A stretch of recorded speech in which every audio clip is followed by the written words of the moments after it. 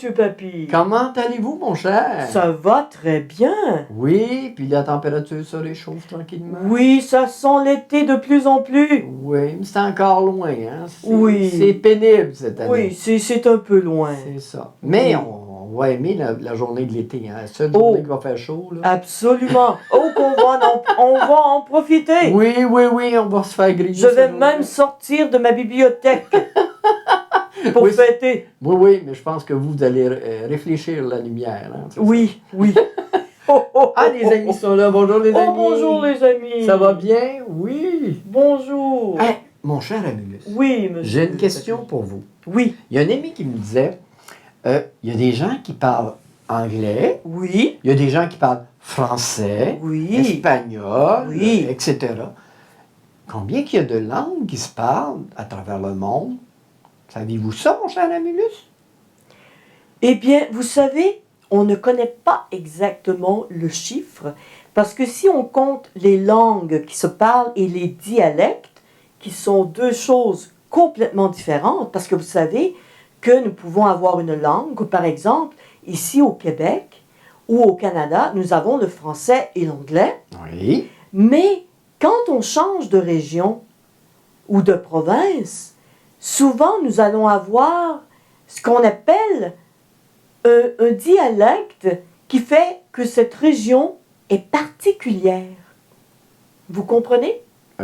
Alors au Québec, on Oui. parle français, Oui. mais ce n'est pas le français de France. Non. On a des différences dans les termes, dans les expressions. Exactement. Et puis en France, si vous allez En Bretagne. en Bretagne ou en Belgique, Ou dans le sud de la France. dans le sud, vous allez avoir différents français, OK. différentes façons de parler le français. Ah, OK. Donc, un dialecte, c'est une modification d'une langue. c'est ça? Exactement, exactement. Donc, on peut comprendre leur français de tous les jours, leur français officiel. La base, si on veut. Là, Exactement, mais peut-être qu'on aura de la difficulté à comprendre le dialecte. Donc, les expressions. les expressions, les mots, quelquefois, qui changent. OK. Mais on nous dit ici que la plupart des linguistes, ce sont les spécialistes en langue, ils estiment que les premières langues sont apparues il y a environ 100 000 ans en Afrique de l'Est. Ah oui? Pourquoi l'Afrique de l'Est? Oui. Je ne le sais pas. Peut-être qu'ils avaient plus de difficultés à faire les signaux avec la fumée. Et je pense que les premiers humains, si on veut, ce qui est semblable avec des humains, ça a commencé à cet endroit-là, si j'ai bon souvenir. Mais, c'est pour ça. exactement, mais vous savez que dans la plupart des langues, il y a des mots qui se ressemblent. Oui. Comme par exemple le mot mère. Maman, mère, Mother. père. Il y aura une consonance similaire dans presque toutes les langues pour parler de ces mots qui sont importants et qui sont répétés et répétés par tout le monde. Hein? Tout le monde a une mère ou un père, n'est-ce pas? Et vous savez aussi que le mouvement de population, comme je vous disais, les dialectes ont été créés par des mouvements de population qui fait qu'ils ont pratiquement inventé leur propre langage. Ils ont modifié. Exactement. Ah bien. Oui. Alors, on ne sait pas exactement le nombre de langues qu'il y a, mais il y en a plusieurs. Est-ce que ça répond à votre question? Ah oui. Oui. Tout à fait, mais oui. Donc, dans le sens que on sait qu'il y a énormément, il y a il y a des langues, c'est-à-dire qu'on parle italien, on va parler espagnol, l'allemand, russe, etc. Oui. Ça, c'est des langues. Oui. Mais dans chaque langue, il y a plusieurs dialectes, c'est ça? Exactement. Ça. Il y a des Exactement. langues aussi autochtones, des langues aborigènes. Chaque tribu, dans le temps, avait leur langage aussi. Et vous savez aussi que dans la Bible, si on parle de la Bible dans les débuts, là, les hommes ont voulu construire une tour gigantesque. Vous vous rappelez la tour de Babel? Bon, ça, c'était pour atteindre le ciel. Hein? Oui. Et ça a déclenché la colère de Dieu. Alors, qu'est-ce qu'il a fait? La rumeur dit que il a multiplié les langues afin que les hommes ne puissent plus se comprendre. C'est ça. Ils étaient plus capables de se comprendre puis de travailler ensemble. Puis c'est ça. Ils ont plus été capables de monter la tour. Parce qu'autrefois, on croyait en une langue originelle qui n'était qu'une seule langue pour tout le monde.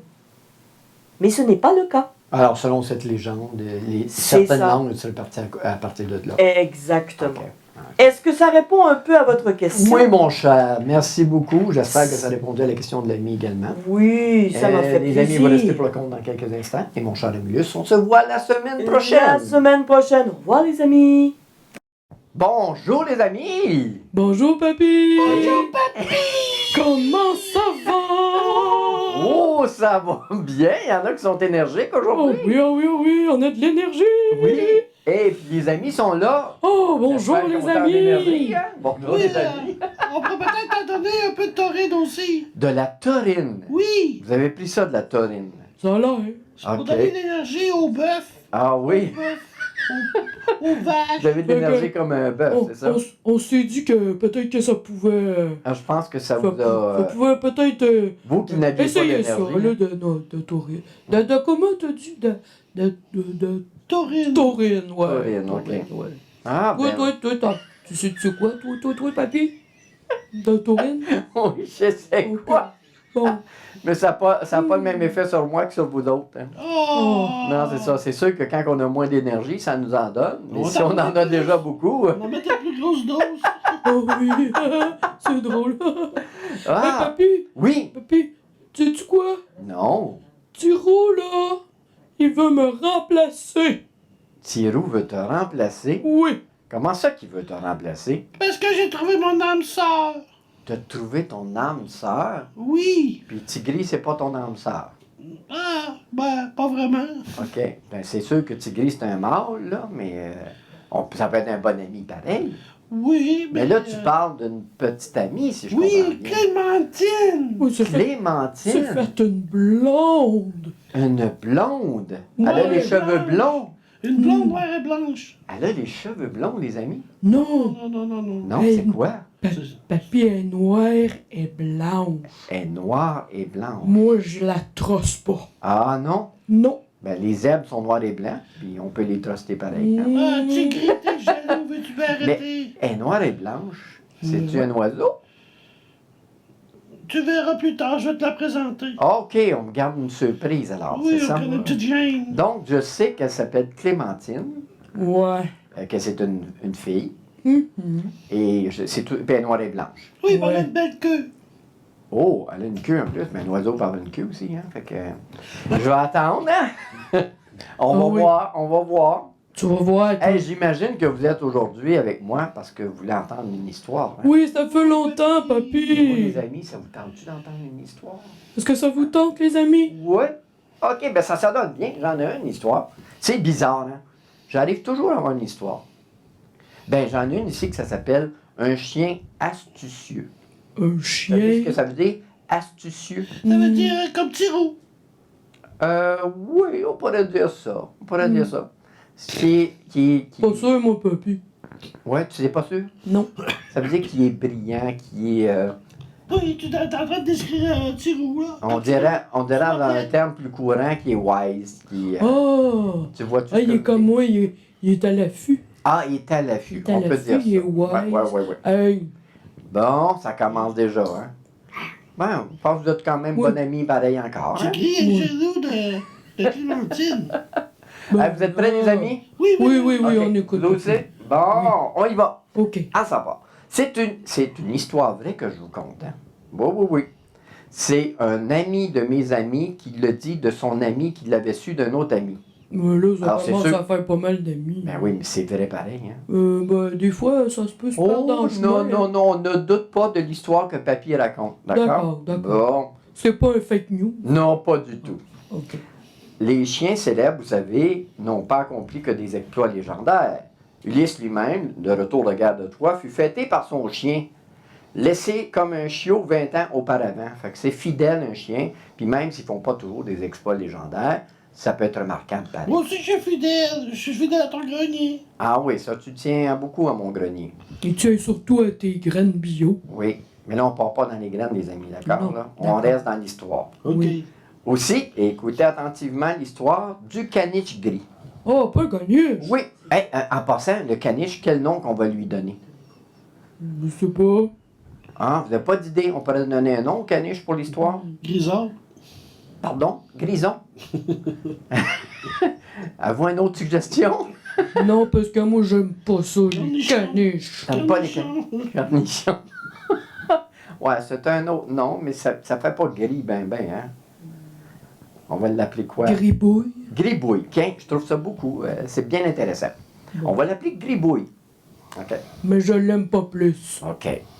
Donc, dans les faubourgs d'une grande ville, vivaient deux compagnons. Un vieil homme et son chien, un joli caniche de pure race. Le pauvre homme était de santé délicate et vivait d'une petite pension. Il n'avait pas de gros revenus. Il partageait équitablement ses maigres repas avec son chien et tous les deux s'en trouvaient bien. Leur vie était bien réglée et toujours semblable. Chaque matin, le vieillard, levé tard, se dirigeait vers le café du coin. Il y prenait son déjeuner. Pour sa part, le chien recevait une bonne portion du croissant de son maître. Ensuite, tous deux allaient vers la librairie. Fièrement, le petit caniche prenait alors possession du journal qu'il transportait entre ses crocs jusqu'à la maison. Ce gentil spectacle quotidien amusait et attendrissait les habitants du quartier. « Comme cet animal est intelligent, disait l'un. Voyez s'il est soigneux, renchérissait l'autre. Le journal est intact. Viens, mon joli, prends ce sucre, appelait un troisième. Mais, c'est quoi? Il y avait pas de salive dans sa bouche? Ben oui, mais il y avait un journal. Des fois, ça absorbe pas mal d'humidité. Hein? Fait que Le journal lui de- donnait un petit sucre. Plein de bave. Ah. Ben, justement, il essaie de pas trop baver dessus. Hein. Non. Hélas, un soir, l'homme dut s'aliter. Heureusement, sa maladie dura peu de temps. Mais comme il était prévoyant, il lui vint une idée. Il devait dresser le caniche afin qu'il aille lui acheter son journal. Dès qu'il fut guéri, il mit son projet à exécution. Tout d'abord, il en parla au libraire, puis il s'alita et mit dans la gueule de l'animal une pièce.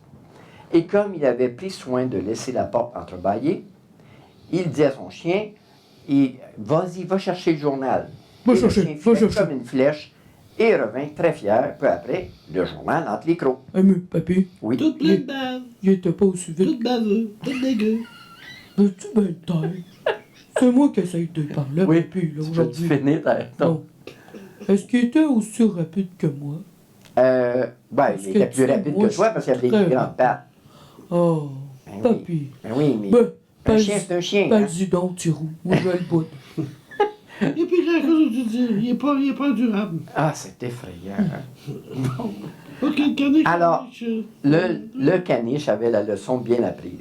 Et chaque jour maintenant, après la halte au café, il courait acheter le journal, puis tous deux s'éloignaient pour une promenade dans le parc.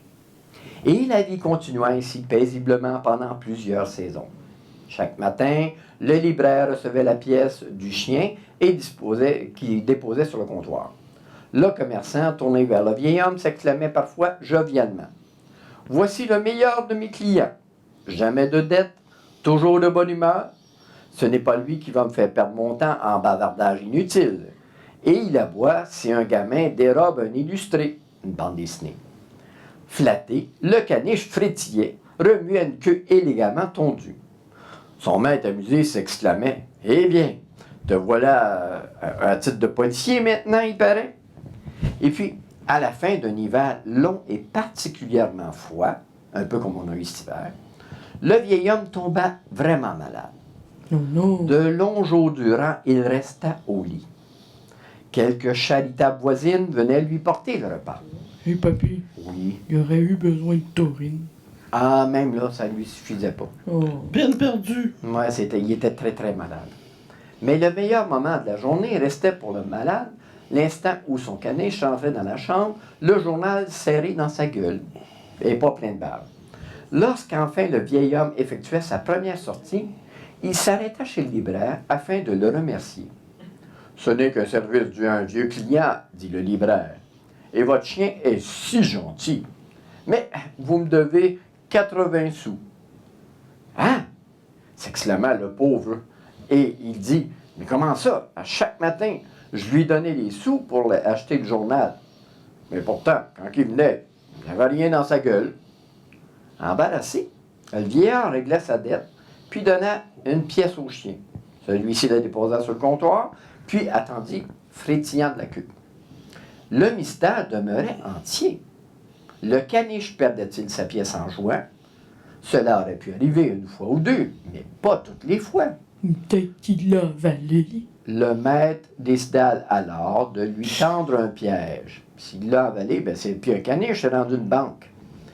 Le lendemain, il s'habilla en cachette, puis se recoucha et appela son chien près de lui. « Oh, mon beau, je suis de nouveau malade. Va me chercher le journal. Tiens, prends la pièce. » Dès que le chien eut passé la porte, le vieillard jaillit hors de son lit et le suivit. Il le vit alors pénétrer dans le café, poser la pièce devant le vendeur, qui lui tendit un croissant dont il n'y fit qu'une bouchée. Ensuite, il trotta sereinement chez le libraire. Alors, c'est pour ça qu'il devait des sous au libraire pour le journal. C'est parce que le caniche allait au café et avec les sous, il achetait un croissant. Qui était pas si fiable que ça. Ben, il était pas peut-être fiable, mais il était astucieux, par exemple. Très rare. Ouais, il était wise. Pendant tout ce temps-là, ben, il mangeait un bon croissant le matin, parce qu'il faisait comme ça se faisait auparavant, c'est-à-dire, il passait au café, puis après ça, il allait chez le libraire. Mais c'est comme ça, c'est pour ça qu'il y avait des sous. Il y avait des sous pour le café, mais il n'avait plus pour le libraire. Ouais. Ah, c'était un chien astucieux, les Il amis, était hein? pas mal wise. Hein? Ben, c'est pour ça. Ouais. Il avait bien appris la leçon. Oh oui. Il manquait juste de sous pour toutes les affaires, c'est tout. Hey. Ah, j'espère que vous avez aimé ça, les amis. Oui, merci, papy. Bon, et que vous êtes là. Puis Oui, toi? j'ai appris quelques trucs. Ah oui? Oui. Ben, tu vois. Fait que l'important, c'est de... Va pouvoir te soutirer plus de graines. Ah, ben, tu essayeras. Ça va prendre des sous, par exemple. Fait qu'à la semaine prochaine, les amis. Bye bye.